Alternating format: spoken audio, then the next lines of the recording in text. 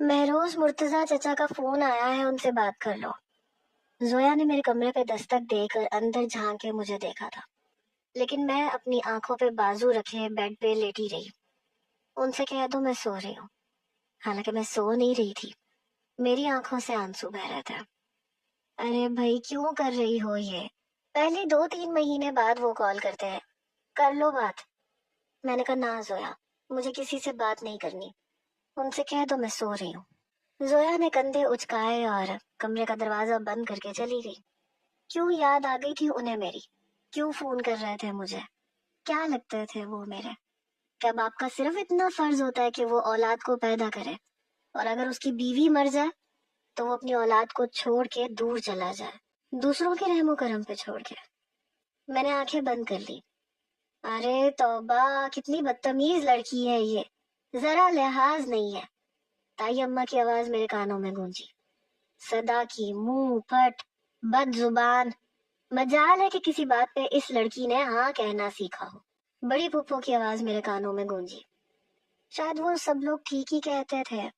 मैं मुंह फट थी, बदलिहाज थी, बदतमीज भी थी। और क्यों थी ये मैं भी नहीं जानती। महरोज प्लीज जरा सा प्याज काट दो।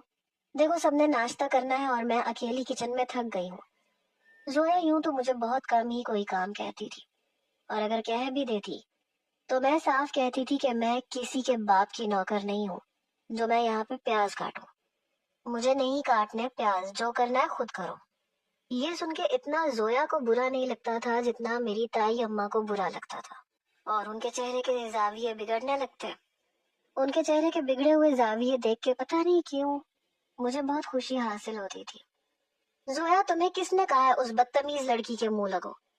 ताई अम्मा मेरे सामने बैठ के किचन में खड़ी जोया को पुकार के कहने लगी। अपने दिल की भड़ास यूं ही निकालती थी मैंने भी परवाह नहीं की। एलईडी का रिमोट पकड़ा और उस पे लगे गाने को फुल वॉल्यूम कर दिया। अरे लड़की, वॉल्यूम स्लो करो, जरा भी खुदा का खौफ नहीं है तुम्हें? रमजान मुबारक का महीना शुरू हो गया लेकिन तुम्हें शर्म ना आई। तुम्हारा शैतान पता नहीं कब बंद होगा। ये कह के वो उठ के कमरे में चली गई। मैंने बहुत कोशिश की कि वॉल्यूम उससे भी ज्यादा ऊंचा हो जाए, लेकिन वो उतना ही हो सकता था। मुझे गुस्सा बड़ा आ रहा था। यूं तो मुझे घर में किसी का भी डर नहीं था, शुरू से ही ढीठ थी मैं। और फिर घर में कोई भी मुझसे ना तो ढंग से बात करता था और ना ही मुझे पसंद करता था, और सबसे ज्यादा नफरत करता था मुझसे मेरा कजन दामिल। उन दिनों मैंने प्री इंजीनियरिंग के पेपर्स दिए थे, जब रात के खाने के दौरान ताई अम्मा ने ताया अब्बा से मेरी शिकायतों का पटारा खोला। जाफर साहब, आपने इस लड़की को बहुत सर पे चढ़ा रखा है, मजाल है ये किचन के किसी काम को हाथ लगाए। अरे मैं कहती हूँ लड़की जात है, घर के काम काज में कुछ तो इसे भी हाथ बटाना चाहिए। आजकल लोग सिर्फ अच्छी शक्ल सूरत नहीं देखते, सुगड़ापा भी देखते हैं। मैं माथे पे बल डाले खाना खाने में मसरूफ थी। ताया अब्बा कहने लगे सीख लेगी, तुम क्यों परेशान हो रही हो? मैंने कहा नहीं ताया अब्बा, मुझे कुछ नहीं सीखना। और ताई अम्मा को कितनी बार समझाऊं कि जिस घर में बैठी हैं ये मेरे बाप का घर है और उनकी मेहनत के पैसों का बना है। उस हिसाब से इस घर की मालिकन मैं हूँ। मेरा ये कहना था कि दामिल के माथे पे बल पड़े। कहने लगा ये किस लहजे में बात कर रही हो तुम? किस बात का गुरूर और घमंड है तुम्हें? अगर चचा ने बैरून मुल्क में नौकरियां की हैं, पैसा मेरे बाप को भेजा है, तो उन्होंने उस पैसे को बर्बाद नहीं किया। मेरा बाप भी यहाँ फैक्ट्री में काम करता रहा है, दिन रात एक किए हैं तो जाकर ये घर बना है। ये घर सिर्फ तुम्हारे बाप के नाम नहीं है, मेरे बाप के नाम भी है। ताया अब्बा कहने लगे दामिल तुम चुप कर जाओ, मैं खुद समझा लूंगा उसे। दामिल कहने लगा बस भी कर दे बाबा, आपने इस लड़की को बहुत सर पे चढ़ा रखा है।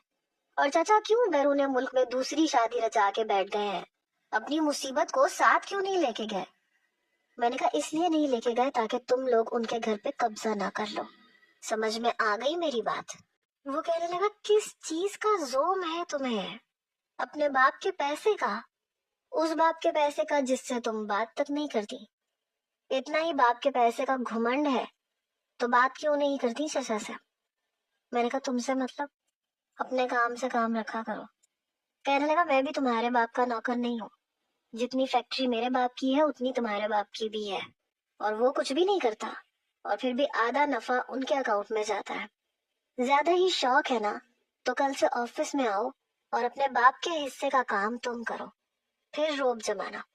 اور اگر تم نے نہ گھر کا کام کرنا ہے نہ آفس کا کام کرنا ہے تو مفت کی روٹیاں تو میں تمہیں یہاں توڑنے نہیں دوں گا۔ تمہاری لندن کی ٹکٹ کراؤں گا اور تمہیں یہاں سے دفع کروں گا۔ اچھا ہے نا، سودیلی ماں کا سلوک دیکھو گی تو تمہیں ہماری قدر ہوگی۔ یہ کہہ کے وہ کھانا بیچ میں ہی چھوڑ کے جا چکا تھا۔ ساتھ ہی تائی اماں کا ڈرامہ شروع ہوا۔ ہائے میرا بچہ بھوکا پیاسا جی جلاتے ہوئے سو جائے گا، پورا دن محنت کر کے گھر آتا ہے اور یہاں پہ ڈھنگ سے رات کی روٹی بھی کھانے کو نہیں ملتی۔ کنکھیوں سے میری طرف ہی دیکھ رہی تھی۔ میں نے بھی چمچ زور سے اپنی پلیٹ میں پھینکا اور اٹھ کے کھڑی ہو گئی، اوپر کا زینہ چڑھ گئی۔ پتہ نہیں خود کو کیسے یہ عورتیں مظلوم ثابت کر دیتی ہیں، جیسے کہ میں ظالم ہوں۔ اگر میں بری ہوں تو وجہ تائی اماں ہی ہے۔ اگلے روز غصے کے مارے میں نے سحری ہی نہیں کی، بس پانی پی کے روزہ رکھ لیا۔ صبح جب دامل آفس جانے لگا تو میں بھی تیار ہو کے باہر آ گئی۔ مجھے دیکھ کے کہنے لگا میں تمہیں تمہاری کسی سہیلی کے گھر چھوڑنے نہیں جاؤں گا۔ میں نے کہا میں آفس جا رہی ہوں اور آج کے بعد آدھے آفس کی ذمہ داریاں میں خود سنبھالوں گی۔ میری بات پہ اس نے مجھے سر سے پیر تک دیکھا، پھر تعجب کا اظہار کرنے لگا۔ اچھا، کتنے دن کے لیے؟ بلکہ مجھے یہ پوچھنا چاہیے محترمہ کہ کتنے گھنٹوں کے لیے؟ میں نے کہا میں تمہیں سب کچھ کر کے دکھاؤں گی، مجھے چیلنج مت کیا کرو۔ کہنے لگا ٹھیک ہے، چلو دیکھ لیتے ہیں کہ تم کتنے گھنٹے وہاں رہ سکتی ہو۔ جب سب کچھ کیا کرایا کھانے کی عادت ہو جائے نا مہروز بیوی، تو پھر محنت نہیں ہوتی، اور تمہیں بھی مفت کی روٹیاں کھانے کی عادت پڑ چکی ہے ہمارے گھر میں۔ میں نے کہا تمہارا لیکچر ختم ہو گیا ہو تو چلیں؟ کہنے لگا چلو۔ میں اس کے ساتھ ہی گاڑی میں بیٹھی اور آفس میں بھی آ گئی۔ آ تو گئی تھی لیکن پلے کچھ بھی نہیں پڑ رہا تھا۔ دامل کو تو میں منہ لگانے کے لیے تیار ہی نہیں تھی، اس لیے وہاں موجود مینیجر کو میں نے اپنے کمرے میں بلایا اور اس سے کہا کہ آج کے بعد سارا حساب کتاب مجھے دکھائیے۔ اکاؤنٹ میں سے پیسے کیوں نکالے جا رہے ہیں، کہاں پہ خرچ کیے جا رہے ہیں، وہ سب کچھ مجھے بتائیے گا۔ وہ حیرت سے مجھے دیکھنے لگا، کہنے لگا وہ دامل سر۔ میں نے کہا میں بھی یہاں پہ برابر کی حقدار ہوں، میرے سامنے دامل سر کی رٹ لگانے کی ضرورت نہیں ہے۔ وہ خاموشی سے باہر نکل گیا۔ کچھ دیر بعد میرے آفس پہ رکھا انٹرکام بجا۔ میں نے اٹھایا، میرے کمرے میں آؤ۔ میں نے کہا آپ کو مجھ سے کیا کام ہے؟ دامل کہنے لگا جو کہہ رہا ہوں وہ کرو۔ میں اٹھ کے اس کے کمرے میں گئی تو ماتھے پہ بل ڈالے اپنی ریوالونگ چیئر پہ بیٹھا تھا۔ یہ شرافت صاحب کے ساتھ تم کیا بحث کر رہی تھی؟ کیا کہہ رہی تھی تم ان سے؟ میں نے کہا میں نے کیا کہا ہے؟ کہنے لگا یہ گھر نہیں ہے جہاں تمہارا جو دل میں آئے گا تم کہو گی اور میں برداشت کروں گا، یہ آفس ہے۔ انہیں یہ بتانے کی کیا ضرورت ہے کہ تم اس آفس کی آدھی مالکن ہو اور سب کچھ تمہیں بتایا جائے؟ میں نے کہا کیوں؟ میں نہیں کہہ سکتی جب میرا حق ہے تو؟ وہ کہنے لگا بہت شوق ہے تمہیں اپنا حق جتانے کا، تو ٹھیک ہے آج کی میٹنگ میں نہیں تم اٹینڈ کرو گی۔ یہ سن کے میں گھبرا گئی تھی، میں تو کچھ جانتی ہی نہیں تھی۔ کہنے لگا ابھی 1 گھنٹہ ہے میٹنگ میں اور وہ تم نے اٹینڈ کرنی ہے، ٹھیک ہے نا؟ میں نے کہا میں کیسے کر سکتی ہوں جب میں کچھ جانتی ہی نہیں ہوں تو؟ کہنے لگا جب تم مالکن بن سکتی ہو نا بنا یہ جانے کہ ابھی تک یہ فیکٹری چل کیسے رہی ہے، تو پھر میٹنگ بھی تمہیں اٹینڈ کرنی چاہیے، تمہیں پتہ چلے کہ تم کتنے پانی میں ہو۔ میں نے کہا تمہیں چاہیے تم میری مدد کرو۔ وہ کہنے لگا اگر تم چاہتی ہو کہ میں تمہیں سب کچھ سکھاؤں تو پھر تمہیں میرے اصولوں پہ چلنا پڑے گا۔ میں نے کہا کیسے اصول؟ کہنے لگا اصول نمبر 1، مجھ سے آپ کہہ کے بات کرنی پڑے گی۔ نمبر 2، میں جو کام کہوں گا تمہیں کرنا پڑے گا بنا سوال کیے۔ جب تم سب کچھ سیکھ جاؤ گی تو پھر تم اپنی مرضی چلا سکتی ہو۔ میں نے کہا ٹھیک ہے، مجھے منظور ہے۔ اس نے مجھے ڈھیر ساری فائلز دی، جاؤ انہیں ری چیک کرو اور اچھے طریقے سے پڑھنا، تمہیں کافی حد تک سمجھ میں آ جائے گا کہ کام کا طریقہ کیا ہے۔ میں نے کہا یہ اتنی ساری یہ آج کرنی ہے. کہنے لگا یہ اتنی ساری آج ہی کرنی ہے. میں نے گہری سانس لی. وہ فائلز لے کے کمرے میں آ گئی. انہیں پڑھنے لگی. لیکن ایک ہی فائل میں نے مکمل نہیں پڑھی تھی کہ مجھے جمائیاں آنے لگی، نیند آنے لگی. شاید یہ میرے بس کی بات نہیں تھی. مجھے لگ رہا تھا کہ آفس میں بیٹھنا بہت ہی آسان کام ہے. بامشکل میں نے 2 فائلیں پڑھی. ایک روزہ بھی میں نے بغیر سحری کے رکھا ہوا تھا. نیند بھی بہت شدت سے آ رہی تھی. میں نے ساری فائلیں ایک طرف رکھی اور ٹیبل پہ اپنے دونوں بازو لپیٹ کے اس پہ اپنا سر رکھا اور آنکھیں بند کر لی. پتہ ہی نہیں چلا میں کب سوئی. دروازے کی دستک پہ میری آنکھ کھلی. میں ہڑبڑا کے اٹھ بیٹھی. ٹائم دیکھا تو 2 گھنٹے گزر چکے تھے. میں نے کہا کون ہے، آ جائے اندر. دیکھا تو ایک امپلائی تھی. کہنے لگی وہ سر دامل کہہ رہے ہیں کہ آپ نے فائلز ری چیک کر لی ہیں تو دے دیں. میں نے بمشکل 2 ہی فائلز کو ری چیک کیا تھا، لیکن جب 2 میں کوئی غلطی نہیں تھی تو پھر باقی میں بھی نہیں ہو سکتی تھی. میں نے کہا ہاں یہ میں نے کر لیا سب، لے جاؤ. وہ ساری فائلز لے کے چلی گئی. تبھی انٹرکام بجا. میں نے اٹھایا تو کہنے لگا نیند پوری ہو گئی تمہاری. یہ سن کے میں کچھ ہل کے رہ گئی تھی. میں نے تمہیں فائل ری چیکنگ کے لیے دی تھی یا پھر یہ کہا تھا کہ تم سو جاؤ؟ بہرحال تمہاری پہلی غلطی سمجھ کے معاف کر دیتا ہوں. اب نیچے جاؤ اور جا کے فیکٹری کا راؤنڈ لگا کے آؤ.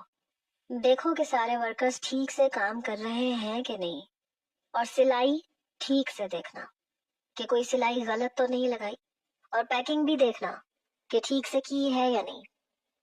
میں نے کہا اچھا ٹھیک ہے. ایک بات تو بتاؤ، تمہیں کیسے پتا چلا کہ میں سو رہی تھی؟ کہنے لگا میں تمہاری ایک ایک عادت سے واقف ہوں مہروز صاحبہ. جنہیں مفت کی روٹیاں توڑنے کی عادت پڑ جاتی ہے نا، ان کے لیے کام کرنا بہت مشکل ہو جاتا ہے. میں نے کہا زیادہ باتیں بنانے کی ضرورت نہیں ہے. بغیر سحری کے روزہ رکھا ہے میں نے. انسان ہوں میں، مشین نہیں ہوں. تو کس نے کہا تھا بغیر سحری کے روزہ رکھو؟ اٹھ جاتی، کھانا کھا لیتی. دیکھو کام کے دوران ایکسکیوزز لینے کی ضرورت نہیں ہے. تمہیں کام سیکھنا ہے نا، جاؤ جا کے فیکٹری کا راؤنڈ لگا کے آؤ اور آ کے مجھے ساری انفارمیشن دینا. یہ کہہ کے اس نے انٹرکام بند کر دیا. پتہ نہیں کیا چیز ہے یہ، اپنے آپ کو سمجھتا کیا ہے. میں غصے سے اٹھی، نیچے فیکٹری میں گئی تو گھٹن کا احساس ہونے لگا. حالانکہ پنکھے چل رہے تھے لیکن اس کی چھتیں بہت اونچی نہیں تھی، کمرے کی چھت سے کافی نیچے تھی. خواتین اپنے اپنے ٹیبل پہ بیٹھی سلائی کر رہی تھی اور میں جمائیاں لیتے ہوئے ان کی سلائی چیک کر رہی تھی. مجھے تو سب کچھ ٹھیک لگ رہا تھا، شاید اس لیے کیونکہ مجھے سلائی کا کوئی آئیڈیا ہی نہیں تھا. پیکنگ دیکھی تو وہ بھی ٹھیک تھی اور کپڑوں کو پریس بھی اچھے طریقے سے کیا جا رہا تھا. میں 10-15 منٹ میں ہی اوپر آ گئی اور اپنے کمرے میں آ کے بیٹھ گئی. آنکھیں ابھی بھی نیند سے بوجھل تھی. تبھی پھر سے انٹرکام بجا. ایک تو اس شخص کو پتہ نہیں کیا مصیبت تھی. میں نے فون اٹھایا. کہنے لگا میرے کمرے میں آؤ. میں نے کہا جو کہنا ہے یہیں پہ کہہ دو. کہنے لگا اتنی جلدی تم واپس بھی آ گئی اور تم نے مجھے بتایا بھی نہیں آ کے. میں نے کہا سب کچھ ٹھیک ہو رہا ہے نیچے. کہنے لگا اچھا میں چلوں تمہارے ساتھ اور تمہیں بتاؤں کہ کیا ہو رہا ہے. وہ مجھے اپنے ساتھ لے کے گیا اور مجھے بتانے لگا کہ یہ دیکھو یہ سلائی یہاں سے غلط ہے. پتہ نہیں اسے اپنی ماں کی طرح ذرا سی چیز میں بال میں کھال نکالنے کی عادت تھی. وہ 10 نقص نکال چکا تھا جو مجھے تو بالکل بھی نظر نہیں آیا. جب میں گھر آئی تو تھوڑی دیر بعد ہی روزہ کھل گیا. افطاری میں نے پیٹ بھر کے کی اور اپنے کمرے میں آ گئی. میرے تایا زیادہ تعلیم یافتہ نہیں تھے، البتہ میرے والد نے انجینئرنگ کی تھی اور پھر وہ بیرون ملک چلے گئے. انہیں اچھی جاب مل گئی تھی اور وہ جو کماتے تھے وہ یہاں بھیجتے تھے پاکستان میں. تبھی میرے تایا نے یہاں فیکٹری لگائی اور کام شروع کر دیا. 2 سال بعد جب میرے والد واپس آئے تو میری دادی نے ان کی شادی کر دی. لیکن بدقسمتی سے جیسے ہی میں پیدا ہوئی میری والدہ کا انتقال ہو گیا اور میرے والد دل برداشتہ ہو کے یہاں سے چلے گئے. میں نے شروع کے چند سال اپنی دادی کی ہی گود میں پرورش پائی تھی. وہ مجھ سے بہت پیار کرتی تھی. البتہ تائی اماں کو میں شروع سے بری لگتی تھی. پہلے تو مجھے لگتا تھا جیسے تائی اماں میری ماں ہے، اور تایا ابا میرے والد ہیں۔ میرے والد وہاں دوسری شادی کر چکے تھے اور وہ بھی پاکستانی خاتون تھی، لیکن وہ لندن میں رہتی تھی۔ وہ بھی طلاق یافتہ تھی۔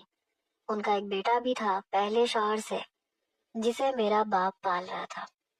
مجھے کبھی کبھی اپنے باپ پہ بڑا غصہ آتا تھا، بجائے اپنی بیٹی کو پالنے کے وہ اپنی دوسری بیوی کے بیٹے کو پال رہے تھے۔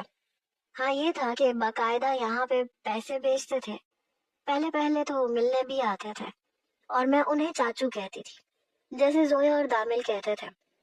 یوں تو دامل مجھ سے 7-8 سال بڑا تھا، زویا بھی مجھ سے 4 سال بڑی تھی، لیکن میں نے نہ تو کبھی اسے بھائی کہا اور نہ ہی کبھی اس کے ساتھ ادب و آداب برتنے کی کوشش کی۔ شاید یہی وجہ تھی کہ کسی نے مجھے ٹوکا بھی نہیں کہ یہ تمہارا بڑا بھائی ہے، اسے بھائی کہا کرو۔ شروع سے ہی مجھے دامل نامی اپنے اس کزن سے نفرت تھی۔ وجہ یہ تھی کہ وہ ہر وقت میرا باپ بننے کی کوشش کرتا تھا۔ میں شام کے وقت اگر دوسرے بچوں کے ساتھ کرکٹ کھیلتی تو مجھے ڈانٹنے لگتا کہ تمہیں تمیز نہیں ہے، کپڑے مٹی سے بھر لوگی، بدتمیز لڑکی، ادھر آؤ۔ میرا کان پکڑ کے مجھے گھر کے اندر لے کے آتا اور میں دادی کے پاس جا کے اس کی خوب شکایتیں لگاتی۔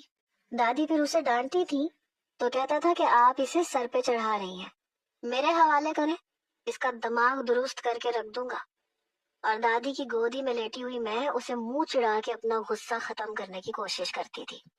اور پھر جب مجھے پتا چلا کہ جسے میں چچا کہہ رہی تھی وہ میرے چچا نہیں، میرے باپ ہیں، جو کہ کبھی کبھی آتے ہیں، تو مجھے اپنے باپ پہ بھی غصہ آنے لگا۔ مجھے یہاں کیوں چھوڑ رکھا تھا؟ تائی امی زویا سے بہت پیار کرتی تھی لیکن مجھے نفرت سے دیکھتی تھی، اور زویا، اسے مجھ سے کوئی غرض نہیں تھی، بلکہ کسی کو بھی مجھ سے کوئی غرض نہیں تھی۔ یہاں سب اپنی اپنی چلاتے تھے۔ کئی بار تائی اماں نے مجھے تھپڑ بھی مارا کہ تم بہت بدتمیز ہو، حالانکہ میں نے کچھ خاص نہیں کیا تھا، بس میرے کپڑے زویا کے کپڑوں سے کچھ کم خوبصورت اور سستے تھے، اور زویا کے کپڑے بہت زیادہ اچھے تھے جو اس نے عید پہ پہننے تھے، اور سب کے سامنے اس نے شو مارنی تھی۔ جب میں نے یہ کہا کہ مجھے زویا کے کپڑے پسند ہیں اور میں یہ لوں گی، تو تائی اماں نے تھپڑ مار دیا۔ میں نے اس کے کپڑے کینچی سے کاٹ کے ستیہ ناش کر دیے۔ جب عید پہ کپڑے پہننے کی باری آئی تو زویا نے رونا پیٹنا مچا دیا، لیکن یہ بات بھی ہے کہ میں نے کبھی جھوٹ نہیں بولا تھا۔ تائی اماں نے غصے سے پوچھا کہ یہ کپڑے کس نے کاٹے ہیں، تو میں نے کہا کہ میں نے۔ بس اس بات پہ مجھے زوردار 2-3 تھپڑ پڑے۔ اس وقت تایا ابا نہیں تھے اور دادی بھی مر چکی تھی، ورنہ تائی اماں کی اچھی خبر لیتی۔ پھر یہ ہونے لگا کہ میرا اور زویا کا کمرہ الگ ہو گیا، لیکن یہ دامل نامی جن بھوت یہ ہر وقت میرے سر پہ سوار رہتا تھا۔ کبھی کہتا کہ دوپٹہ ٹھیک سے لیا کرو، تمہیں تمیز نہیں ہے، باہر مالی ہے، چوکیدار ہے، ڈرائیور ہے۔ تو میں چڑ جاتی تھی، کیوں؟ کیا مالی، چوکیدار اور ڈرائیور کے گھر میں ماں بہنیں نہیں ہیں؟ ظاہر سی بات ہے ان کے گھر میں بھی عورتیں موجود ہیں، اور وہ لوگ میری بھی ویسی ہی عزت کرتے ہیں۔ ضروری نہیں ہے کہ جن گندی نظروں سے تم دیکھتے ہو وہ بھی دیکھیں۔